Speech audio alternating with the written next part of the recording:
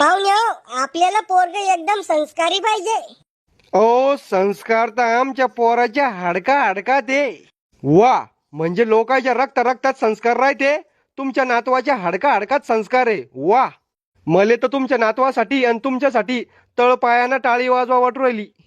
ओ मवा नातू इतका संस्कारी आहे, तो गावामध्ये दारू पिन, गुटखा खाईन, गांजा वडन, पण आमच्या जगता सुपारीचं खाण सुद्धा खात नाही. येले म्हणते संस्कार. हे म्हातारड ही बी सोयरी काही जमू देत नाही वाटतं रे भाऊ. पाहुण्या, मी सांगितलं नाही का बाबाच्या गोळ्या आटपेले म्हणून. पोरग आपल्याला मेहनती पाहिजे. हो मावा नातू इतका मेहनती आहे म्हणलं.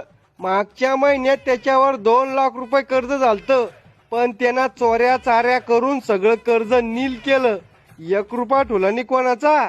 इतकं मेहनती आहे मावा नातू. ओ बाबा, चुप बसा ना तुम्ही. त्याचे पराक्रम नीट काय सांगू राहिले.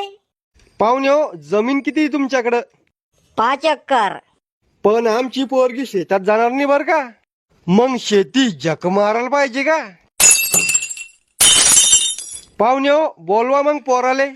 रावल्या, पोहे घेऊन ये रे. दो अनजाने अजनबी चले बांधने बंधन हो.